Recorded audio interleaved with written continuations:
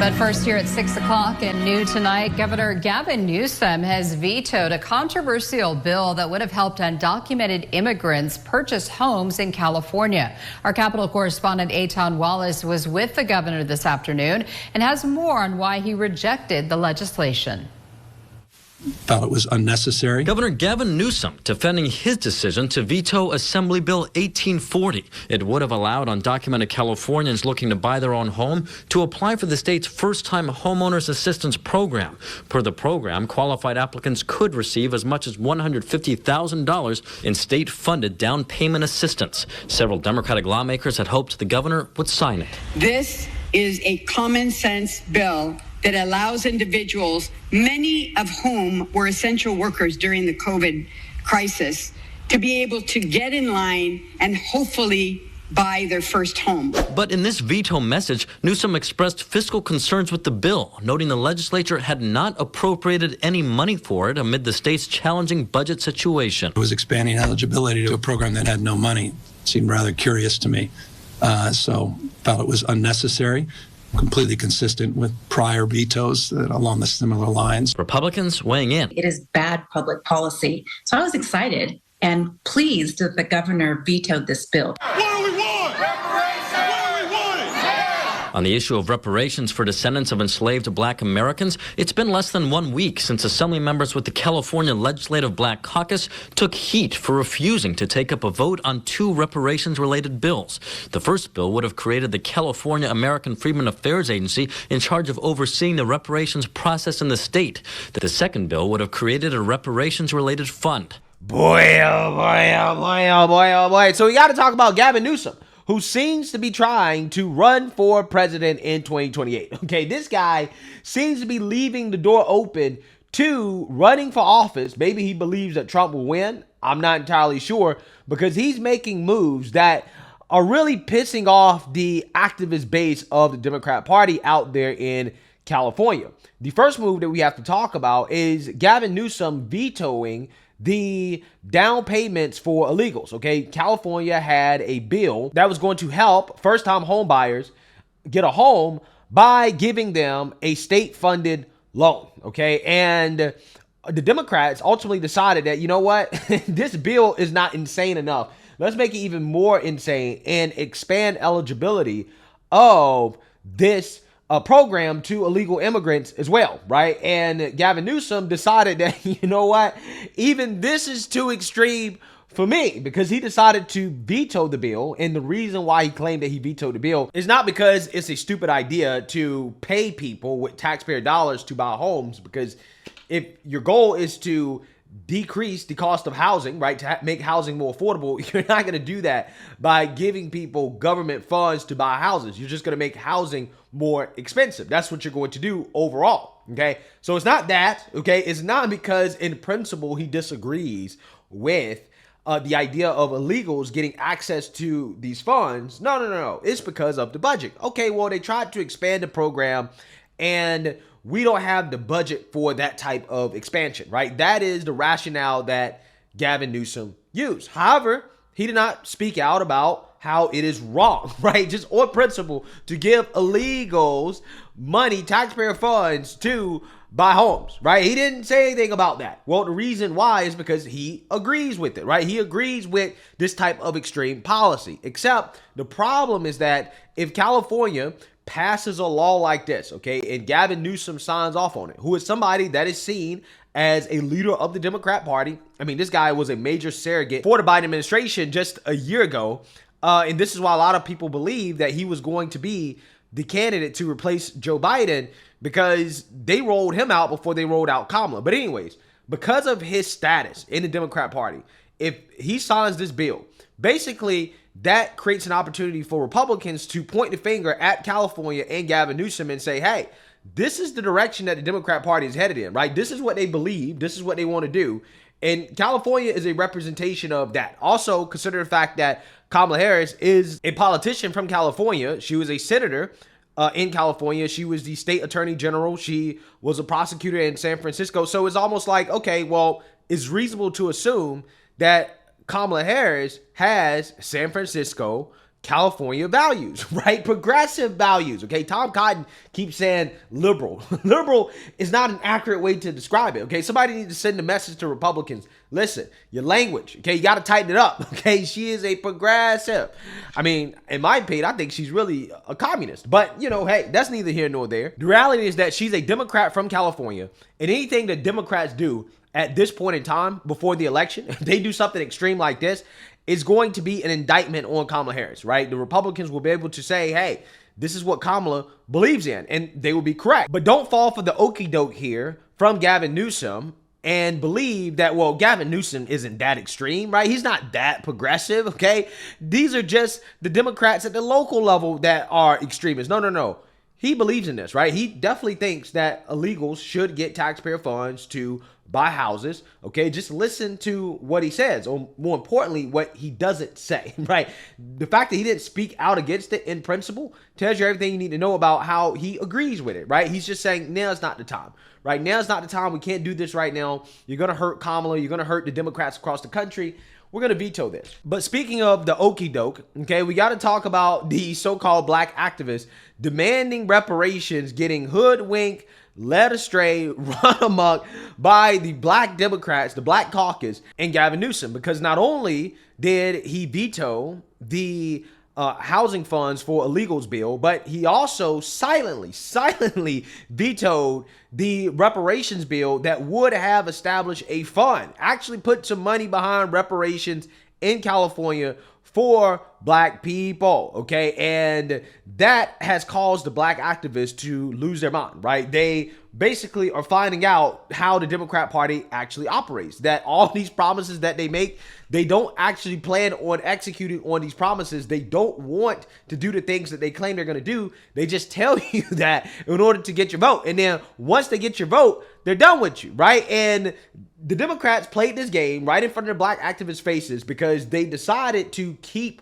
reparations from getting to Gavin Newsom's desk by not even allowing a vote on the bill that they promised the black activists that, hey, we're going to push this bill. We're going to pass this into law. We're going to get it signed. At the last minute, when it was time to actually do what they promised they were going to do, they decided that, nah, we're not going to do it. Okay. And the rumors is that Gavin Newsom told them behind closed doors that if you put this legislation, okay, on my desk with reparations to establish this fund, then I'm going to veto it. Right. And Gavin Newsom did not want to be placed in a position where he would have to veto legislation that he promised that he would pass for black people, right? He claims that he supports reparations until it's actually time to support it. Because on the flip side, just like the housing funds for illegals bill, if he signs that into law, that would be another example of how far left the Democrats have become. Now, all of a sudden, the GOP can say Democrats support reparations. They're literally giving out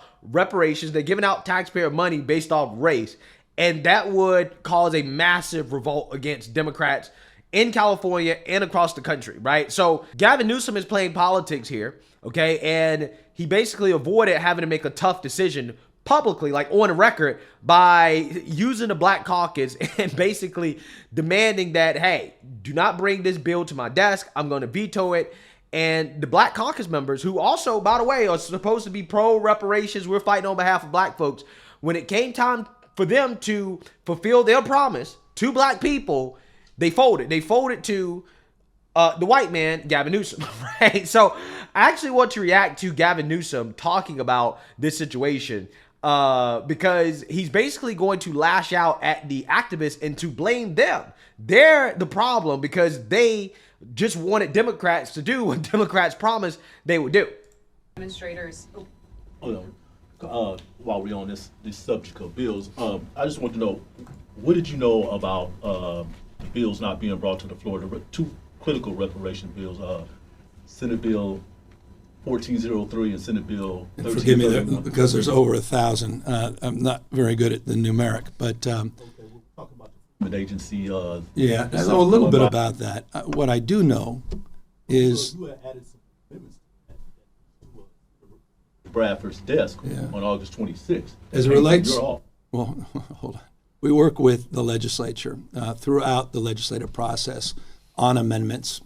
Sometimes they advance those amendments. Sometimes They don't take our amendments, and those bills are sent to my desk. I think you're referencing bills that were not sent to my desk that did not pass through the legislature. As it relates to the broader issue of reparations, which I appreciate both of you referencing, we work very closely with the Black Caucus on a package of reparations reforms. We met before the legislative session. We met during the legislative session. We worked very collaboratively on amendments. We also worked on bills without amendments. And I think the vast majority of those that we agreed to and worked collaboratively together with the Black Caucus have ended up on my desk. I'll be reviewing them all on the merits. And I want to applaud the head of the Black Caucus, Lori Wilson, who's been spectacular in advancing those bills, their principles, and advancing them in a collaborative spirit. Yeah, so I want you guys to understand what he's saying, the political finesse here, right? And Gavin Newsom, I can't lie, he's pretty good at it. Basically what he's saying is that, well, I support reparations. Now, what does that actually mean, right? What does that actually mean? Again, it's important. Pay attention to what they don't say more than what they say, okay? Because what he's saying is that, well, whatever reparations package that is put on my desk that comes from the Black Caucus, well, best believe I fully support that, okay, because it reached my desk, okay? But whatever did not reach my desk, then we didn't work together on that piece of legislation. Now, what you got to pay attention to here is, well, what specific piece of legislation he's talking about? Well, what is the legislation that reached his desk in regards to reparations? Well, it was things like an apology, right?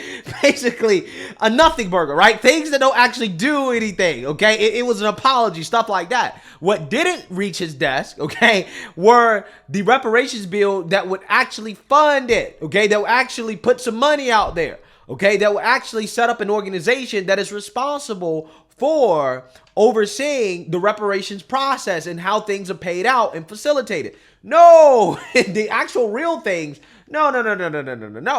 The Democrats don't want to do that. And it's not just Gavin Newsom who doesn't want to do it. None of them really want to do it because they know it will bankrupt the state. Okay, but they just use it as a way to get black folks to vote for them. Okay, black people who, in my opinion, are not very educated on this issue, don't really understand this issue too much, are not thinking logically about the issue, because it's just not going to happen, right? It's not going to happen. It is one of those things that Democrats put out there like a little carrot for black people, okay? And they tell black people to jump, and then they pull up the carrot, right? Black people jump for the reparations. Oh, you almost got it. You almost got it. Oh, nope, you got to keep voting for us, right? Keep giving us that vote, right? And you might get it one day. But in the meantime, be okay with an apology, right? You got to accept an apology and things that really are not reparations. Yeah, you have to accept all these things in the meantime while we continue to promise you something that you're never going to get, okay? And black folks are waking up to this and they're realizing that, okay, we're being finagled, right? We're being hoodwinked, led astray, run them up. Democrats are trash because they sit here and they try to deceive us, ladies and gentlemen. This is why I tell people, I like politicians who are going to be honest. If you ain't going to do something, say it. Don't sit here and pretend you're going to do something knowing that you're going to crash out at the last minute. Don't play that game and then blame the Republicans. Hey, man, Kamala, whoever, what happened to the reparations? Man, what had happened was I was trying to really push it through, and them damn Republicans with their racist self, them old racist Republicans, man, they had went behind our back, and then they had messed everything up, man. So it's the Republicans, man, they got our hands tied. And we just had a Republican on here like, hey, man, the Democrats are running the yard. The Republican was like, yeah, I tried to introduce it. Nobody gave me a second motion. And they are running the yard. They are the majority out here. They're running the yard. It ain't us. In fact, I tried to get it through. They blocked it. They didn't act on it. So they're not going to pull the what had happened was, black people, we got to let the Democrats crash and burn. This is what's happening when these people come out here and promise things to us, which, by the way, I want people to understand is illegal, okay? You cannot give out government benefits based off race. That's where the black activists, they're getting things wrong, okay? They're asking for things based off race.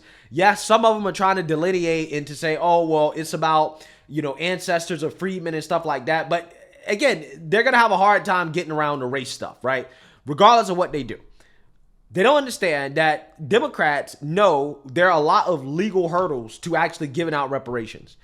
They know that if they pass reparations, that it will bankrupt the state and it will be extremely divisive to the point where not only would you hurt the Democrats at the state level, because a lot of them would get wiped out, okay, for voting for this, for actually passing this, okay, that, and also at the national level, you're going to get the same type of response just for the legislation to ultimately get shot down in court, okay, while at the same time, potentially opening up another legal can of worms, because now all of a sudden all these other groups that claim they've been marginalized and hurt by the government in some shape or form are going to say, hey, well, we need reparations too, right? So again, this is something that Democrats don't want to deal with, right? Under no circumstances would they ever actually really want to pass reparations. And I'm talking about giving out cash payment handouts at the state level to so-called descendants of slaves or black people. They're never going to do it, right? It would be an absolute disaster politically, right? They know this. Gavin Newsom, he's a smart guy, okay? I don't like the snake oil salesman, but he's a smart guy, okay? He's not a dummy, right? So this is why now he's going to lash out against the activists, right? Because ultimately for him, the Black Caucus, they're his pawns, right? They're pawns of the white liberals. And this is essentially what black activists are seeing play out right in front of their faces, that this is how the game works. These so-called pro-blacks that are in the Democrat Party, right, that are supposed to be fighting for black people in the Black Caucus, they're pawns of the white liberal. The white liberal is running the show. Much under fire about those two critical bills that did not make it to your desk. Well, those bills, you'll have to ask them, the legislature, why those didn't land on my desk.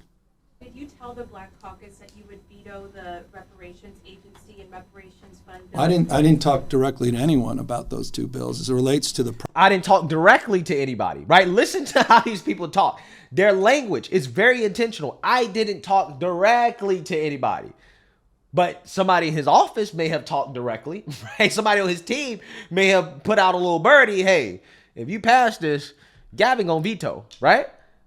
Process of how bills are done broadly in the state. There's a collaborative process. People ask our opinions. Are there concerns? Issues that have dollar figures are consistently marked. Consistently. If it wasn't done in the budget, that's going to be a challenge. There's always exceptions to that, but that's going to be a challenge. And that was a process that unfolded over the course, as I said, of months, particularly as it relates to the reparations package, in partnership with the Black Caucus. And there was no daylight with Lori Wilson and the Black Caucus as it relates to the work that we did collaboratively together. And let me just, on a personal note, and forgive me about this, she did not deserve to be attacked like she was attacked. Members of the Black Caucus did not deserve to be attacked and their integrity impugned. That was disgraceful. There were members of that Black Caucus that are owed an apology for being treated the way they were treated, to be doxxed, to be personally maligned and attacked. So forgive me for expressing that. Great respect and admiration for the leadership of the Black Caucus and members of the Black Caucus. Wow. So here you have it. This is Gavin Newsom defending his black pawns, right? Because that's what they are to him, right? He's defending them and saying, well, no. They're not the problem, right? It's not them not doing what they promised their constituents they would do, right? Even though they know they're not going to do it. No, they're not the problem, okay? It is actually the black activists. It's the people who got their promise broken, right? Those people are the problem. They should apologize to the politicians that didn't do what they promised they would do, right? Are you listening to this, right? Do people understand what Gavin Newsom is saying? He's basically denouncing the black activists. He's lashing out at them, blaming them, saying, no, you're in the wrong for being upset that the politicians that you voted for that made you promises didn't keep their promises. You are the one that's in the wrong. You owe them an apology, right, for expecting them to do what they promised to do. Amazing. Absolutely amazing, right? This guy, he's telling you straight up what they think about black people, okay? You're only useful for your vote. Once your vote has been gotten, right? Don't expect them to actually do what they promised they were going to do, okay? And if you dare expect them to do what they promised they were going to do, then they're going to blame you and say you're the one at fault for expecting them to do something that they promised they would do, right? You're the bad guy. I mean, Democrats are just playing in your faces. This is overt disrespect. He's disrespecting all the black activists that simply exercise their free speech rights to tell their politicians, hey, we expect you to do what you promised you would do, right? And he's making them the bad guy. Amazing. Absolutely amazing. Now, the question is, are black people going to continue to line up and vote for Democrats, knowing that Democrats, these are the type of games that they play, right? That they don't intend to fulfill their promises, that they're just using you for a vote? And also on top of that, the policies that they are for are detrimental to black people and also the rest of this country, like open borders. I guarantee you a lot of them still will, but there's also a lot of them that won't, right? There are a lot of people that are seeing the tricks of the Democrat Party. They're waking up, okay, in situations like this, they're making them see, okay, wait. The Democrats, they pretend to be our friend, but they're not. They actually try to stab us in the back every chance they get, and we don't like this, right? Like, this is disrespectful, and that's exactly what happened. The Democrat Party basically just put black people back in their place, shushed them, saying, go away, okay? You shouldn't expect us to do what we promised you was going to do. Get out of here, right? That's essentially what Gavin Newsom just did. That's exactly what he just did. So, hey, let me know what you guys think. Make sure you like, comment, and subscribe. Most importantly, share a black conservative perspective. Peace.